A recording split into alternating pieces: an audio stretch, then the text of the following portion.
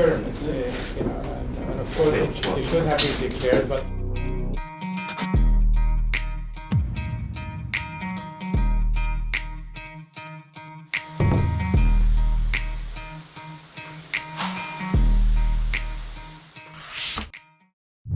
우리 정부의 수건인 핵추진 잠수함 사업에 물꼬가 트이면서 앞으로 달라질 게임의 법칙에 관심이 쏠리고 있습니다. 한미 양국은 우라늄 농축과 사용 후 해결료 재처리 권한 확대에도 공감대를 형성한 것으로 알려졌는데요. 두 문제가 해결된다면 우리나라 원자력 산업의 오랜 숙제인 해결료 확보와 폐기물 처리 문제도 풀릴 수 있습니다. 무엇보다 안보 측면에서는 한반도 핵 위기 속에 불거졌던 순환의 역사가 반복될 위험성이 크게 줄어듭니다. 과거 핵추진 잠수함 사업이 무산된 배경도 이런 순환사와 맞물려 있는데요. 그간 미국은 우리나라의 핵잠수함은 물론 우라늄 농축과 사용 후 해결료 재처리 모두를 엄격히 제한해 왔습니다. 이유는 바로 이 모두가 핵 잠재력, 그러니까 핵무기를 개발할 능력과 직결되기 때문입니다. 우라늄 농축은 천연 우라늄 속 핵분열 물질인 우라늄 235의 비율을 올리는 걸 말하는데, 농축 과정을 거쳐 우라늄 235의 농도가 5% 정도가 되면 원자력 발전의 원료가 되고, 이보다 더 높으면 핵추진 잠수함의 연료가 됩니다. 90% 이상 되면 핵폭탄까지 만들 수 있는데요. 재처리 과정을 거치면 쓰고 난 해결료에서도 핵폭탄의 원료가 되는 플루토늄을 뽑아낼 수 있습니다. 한마디로 우라늄 농축은 핵무기를 만드는 출발점이 될 수 있는데, 미국은 강력한 동맹인 한국이 그 출발점에 서는 걸 원치 않았습니다. 한국은 원자력 발전 경험이 풍부한 데다 핵을 가진 불량 국가인 북한을 머리에 이고 있는 정전 국가이기도 하니 핵무장에 대한 의지나 동기가 여느 나라보다 강하기 때문입니다. 게다가 한국의 핵무장은 일본과 대만 등 인근 국가들의 연쇄 핵도미노를 불러올 수 있어 지역의 안보 균형을 무너뜨릴 방아쇠가 될 수 있습니다.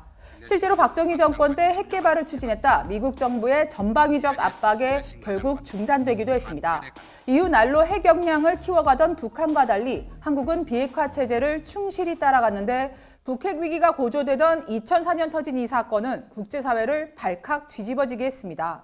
이른바 남핵 파동이었는데요. 당시 국제원자력기구 추가 의정서가 발효되면서 새로운 핵 활동을 보고해야 했는데, 이 과정에서 4년 전인 2000년 한국원자력연구소가 우라늄 농축 실험을 한 사실이 알려진 겁니다.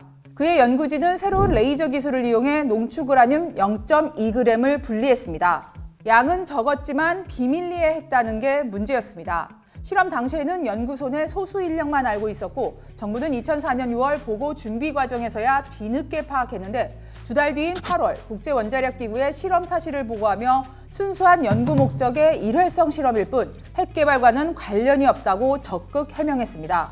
하지만 이후 외신 보도로 한국이 1982년 연구용 원자로에서 플루토늄 극미량, 그러니까 0.1g도 안 되는 양을 추출한 사실이 추가로 알려지며 사태는 일파만파 커졌습니다. 지금 보시는 이 사진이 당시 플루토늄 실험을 한 연구용 원자로 트리가인데요. 당시 미국과 국제원자력기구는 강한 우려를 표명하며 유엔 안보리 회부까지 검토해 나라 안팎이 그야말로 발칵 뒤집어졌습니다. 정부는 장관들이 단체로 기자회견까지 하며 총력 대응에 나섰습니다. 우리의 핵 투명성에 대한 의혹이 계속 제기됨에 따라서 정부의 기본 입장을 밝히게 된 것입니다.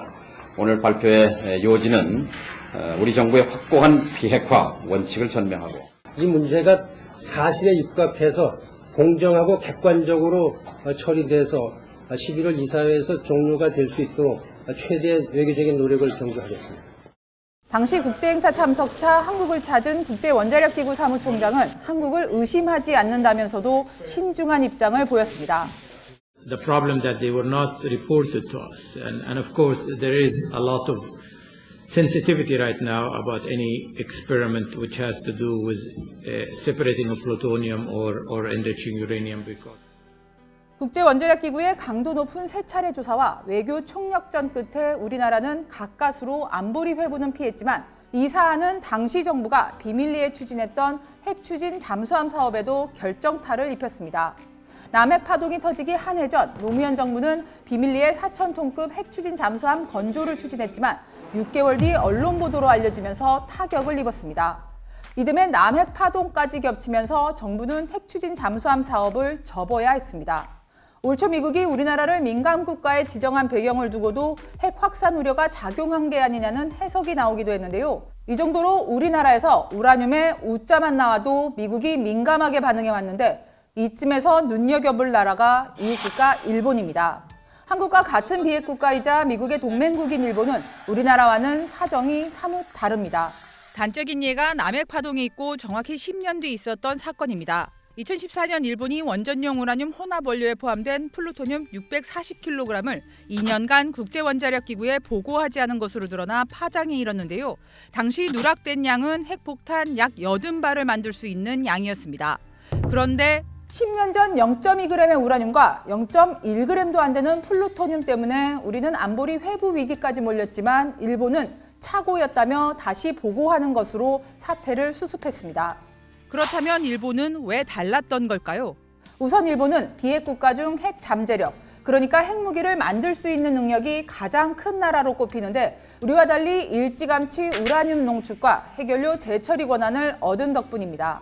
이러한 재처리를 통해 일본이 갖게 된 플루토늄 양은 올해 3월 말 기준 44.5톤으로 핵무기 6,000기를 만들 수 있는 양입니다.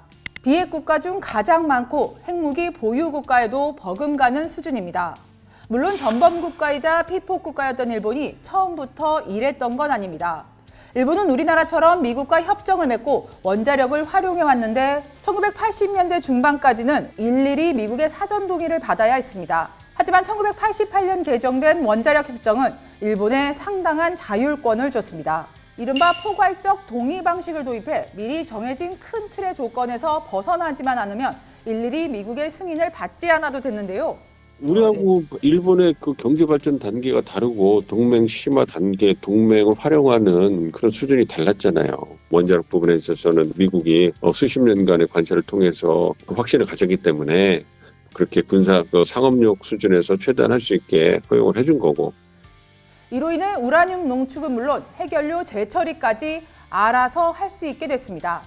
우라늄 농축 기준은 원칙적으로 우리나라처럼 20% 미만으로 제한됐지만 미국의 간섭을 받지 않아도 돼 지금은 일본 땅 안에서 우라늄을 농축해 핵연료를 직접 만들고 있습니다. 게다가 당사자 합의 시 20% 이상 고농축도 가능합니다.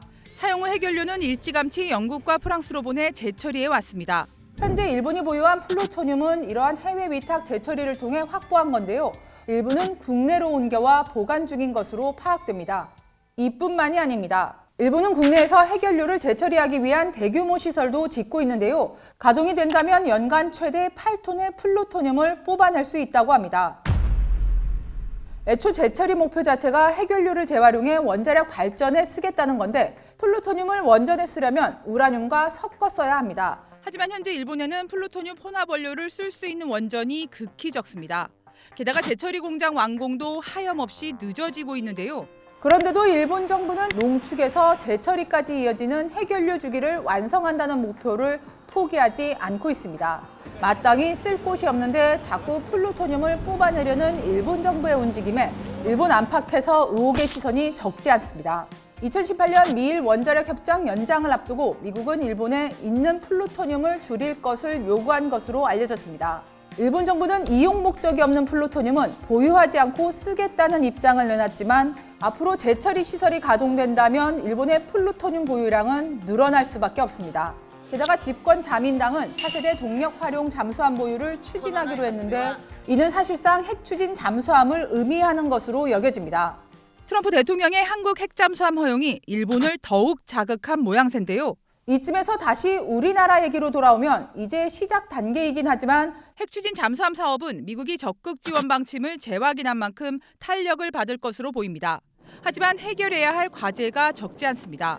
트럼프의 발표처럼 미국에서 건조할 경우 건조 비용과 기간이 늘어날 가능성이 큽니다. 한미 공동 개발이냐 아니면 미국에 생산하는 걸 우리가 수입해 오는 거냐, 그래서 인력부터 시설까지 어떤 식으로 투자를 해서 할 거냐, 그래서 이 부분에 대해서 한미가 굉장히 치열하게 접점을 찾아야 될 거다라고 생각합니다. 핵잠수함뿐 아니라 원자력 산업의 고질적인 문제를 해결하려면 근본적으로 한미 원자력 협정이 개정돼야 합니다. 현행 협정은 우라늄 농축은 반드시 미국과 서면 합의를 거치고 국내에서 재처리도 금지하고 있습니다. 행정부 간의 조율이 끝나면 의회의 비준을 받아야 되겠죠. 이 부분에서 이제 공화당과 민주당이 이해관계가 어떻게 갈리느냐 이걸 좀 봐야 됩니다. 우리 이제 정부에서 외교당국에서 공화당 표, 민주당 표를 확실하게 다지기 위해서 외교적 노력을 기울일 필요가 있다고 보죠. 핵 추진 잠수함의 연료를 우리가 공급받을 수 있도록 대통령께서